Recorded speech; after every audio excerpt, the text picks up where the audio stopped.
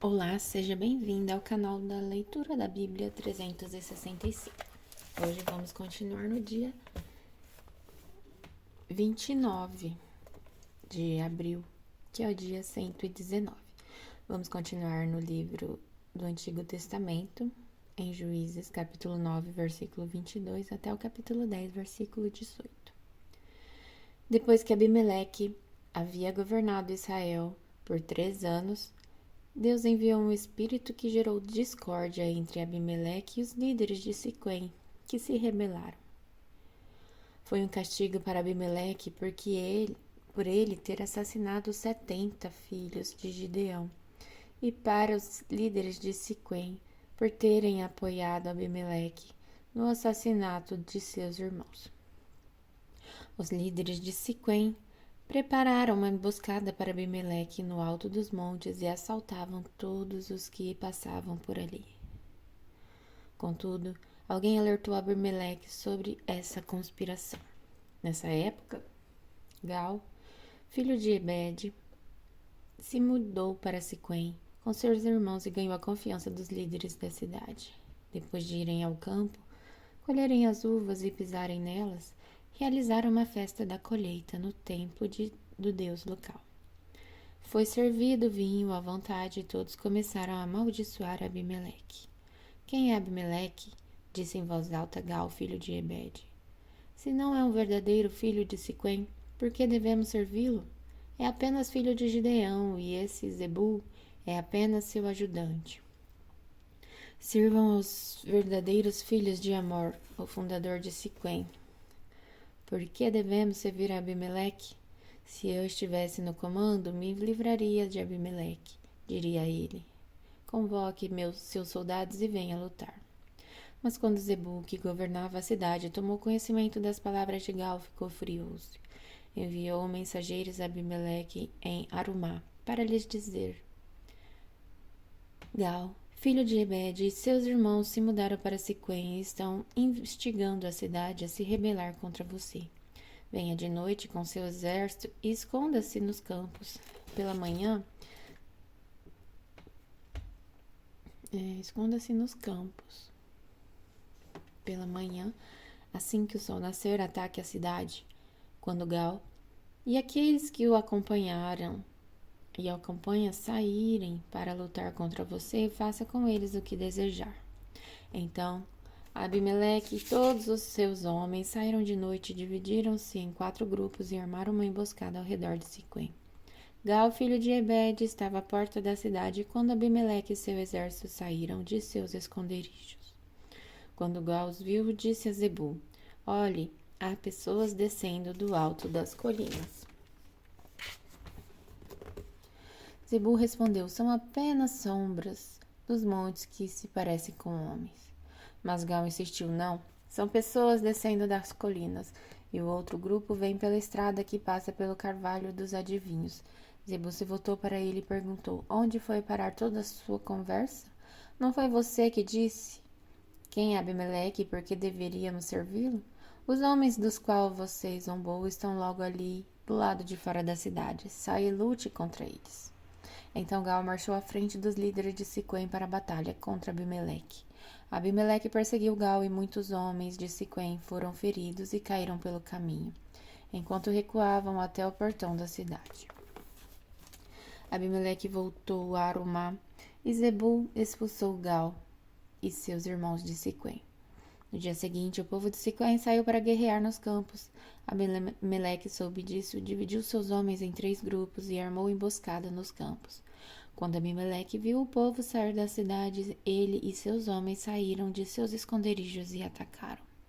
Abimeleque e seu grupo tomaram de assalto o portão da cidade para impedir que os homens de Siquém voltassem para dentro. Enquanto isso, os outros 2 grupos atacaram e mataram aqueles que estavam nos campos. A batalha durou dias inteiros. Por fim, Abimeleque tomou Siquém e matou seus habitantes. Depois, destruiu a cidade e espalhou sal em todo o solo. Ao tomarem conhecimento do que havia acontecido, os líderes que viviam na torre de Siquém correram e se esconderam na fortaleza do templo de Balbarite. Quando alguém informou Abimeleque de que esses habitantes estavam reunidos ali, ele levou seu exército ao monte Zalmon, pegou um machado e cortou alguns galhos de árvore e pôs sobre os ombros. Rápido, façam como eu, disse a seus homens. Assim, cada um cortou alguns galhos e fez como Abimeleque. Então amontoaram os galhos juntos às paredes do templo e puseram fogo. Todos que viviam na torre de Siquém morreram, cerca de 10.000 homens e mulheres.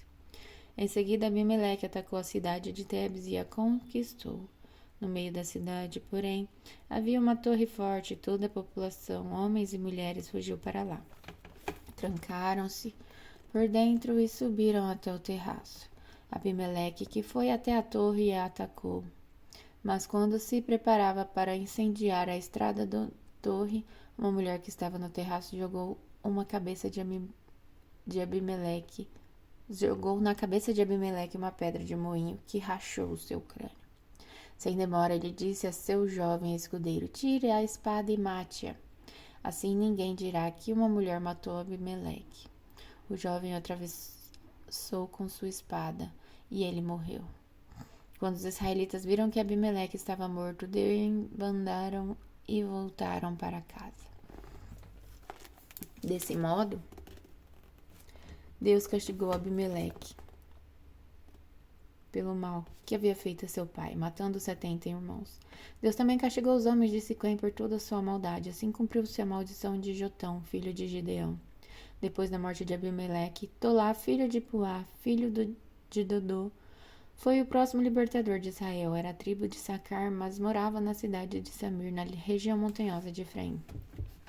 Julgou Israel por 23 anos, quando morreu. Foi sepultado em Samir. Depois que Tolá morreu, Jair de Gileade julgou Israel por 22 anos. Seus 30 filhos montavam 30 jumentos e possuíam na terra de Gileade 30 cidades que até hoje são chamadas de cidades de Jair. Quando morreu, foi sepultado em Camon. Mais uma vez, os israelitas fizeram o que era mal aos olhos do Senhor. Serviram as imagens de Baal e Astarote e aos deuses da Síria, de Sidom, Moabe, Amon e da Filistia. Abandonaram o Senhor e deixaram de servi-lo. Então a ira do Senhor se acendeu contra Israel e ele os entregou nas mãos dos filisteus e nos amonitas, que começaram a oprimi-los cruelmente naquele mesmo ano. Durante 18 anos oprimiram todos os israelitas a leste do Jordão na terra dos amorreus, isto é, em Gileade. Os amonitas também atravessaram para o lado oeste do Jordão e atacaram as tribos de Judá, Benjamim e Efraim. Os israelitas ficaram muito angustiados e por fim pediram socorro ao Senhor. Pecamos contra ti, disseram, pois abandonamos nosso Deus e servimos as imagens de Baal. O Senhor respondeu: acaso não os livreis dos egípcios, dos amorreus, dos amonitas, dos filisteus, dos sidônios, dos amalequitas e dos maonitas? Quando eles os oprimiram, vocês me pediram socorro e eu os livrei. No entanto, vocês me abandonaram e serviram a outros deuses. Por isso não os livrarei mais. Vão e clamem aos deuses que vocês escolheram, que eles os livrem neste momento de angústia. Mas os israelitas suplicaram ao Senhor: sim, pecamos, castiga-nos como te parecer melhor, mas livra-nos hoje de nossos inimigos. Então eles se desfizeram dos deuses estrangeiros e serviram ao Senhor, e ele teve compaixão deles, por causa de seu sofrimento. Quando os exércitos de Amon foram convocados para guerrear e acamparam em Gileade, os israelitas se reuniram e acamparam em Mispá. Os líderes de Gileade disseram uns aos outros: o primeiro que atacar os amonitas governará o povo, todo o povo de Gileade. E agora vamos continuar no Novo Testamento, no livro de Lucas, capítulo 24, versículo de 13 a 53. Naquele mesmo dia, 2 dos seguidores de Jesus caminhavam para o povoado de Emaús, a 11 quilômetros de Jerusalém. No caminho falavam a respeito de tudo o que havia acontecido. Enquanto conversavam e discutiam, o próprio Jesus se aproximou e começou a andar com eles. Os olhos deles, porém, estavam como que impedidos de reconhecê-lo. Jesus lhes perguntou: sobre o que tanto debatem enquanto caminham? Eles pararam, com o rosto entristecido, Então deles, chamado Cleopas, respondeu: Você deve ser a única pessoa em Jerusalém que não sabe das coisas que aconteceram lá nos últimos dias. Que coisas? Perguntou Jesus. As coisas que aconteceram com Jesus de Nazaré, responderam eles. Ele era um profeta de palavras e ações poderosas aos olhos de Deus e todo o povo. Mas os principais sacerdotes e outros líderes religiosos o entregaram para que fosse condenado à morte e o crucificaram. Tínhamos esperança de que ele fosse aquele que resgataria Israel. Isso tudo aconteceu há 3 dias. Algumas mulheres de nosso grupo foram até seu túmulo hoje bem cedo e voltaram contando uma história surpreendente. Disseram que o corpo havia sumido e que viram anjos que lhes disseram que Jesus está vivo. Alguns homens de nossos grupos correram até lá para ver e, de fato, tudo estava como as mulheres disseram, mas não ouviram. Então Jesus lhes disse: Como vocês são tolos, como custa entender o que os profetas registram nas Escrituras? Não percebem que era necessário que o Cristo sofresse todas as coisas antes de entrar em sua glória? Então Jesus os conduziu por todos os escritos de Moisés e dos profetas, explicando-os que as Escrituras diziam a respeito dele. Aproximando-se de Esmaús, o destino deles, Jesus fez como quem seguiria a viagem, mas eles insistiram: Fica conosco essa noite, pois já é tarde. E Jesus foi para casa com eles. Quando estava à mesa, ele tomou o pão e os abençoou. Depois partiu e ele lhes deu. Então os olhos deles foram abertos e o reconheceram. Nesse momento ele desapareceu.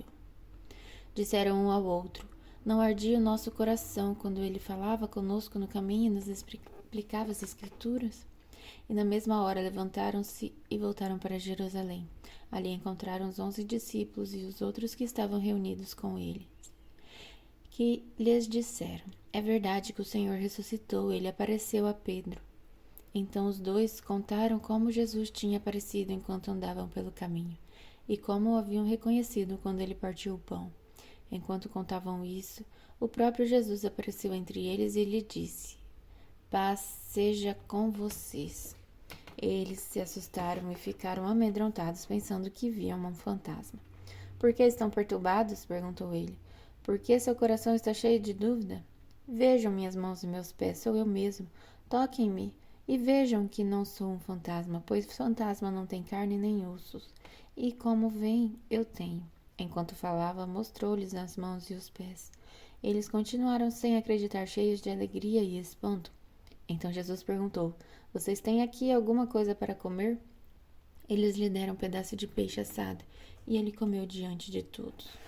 Em seguida disse: Enquanto ainda estava com vocês, eu lhes falei que devia se cumprir tudo o que a lei de Moisés, os profetas e os salmos diziam a meu respeito. Então ele lhes abriu a mente, para que entendessem as Escrituras, e disse: Sim, está escrito que o Cristo haveria de sofrer, morrer e ressuscitar no 3º dia, e que a mensagem de arrependimento para o perdão dos pecados seria proclamada com a autoridade de seu nome de todas as nações, começando por Jerusalém. Vocês são testemunhas dessas coisas. Agora envio a vocês a promessa de meu Pai, mas fiquem na cidade até que sejam revestidos do poder do céu.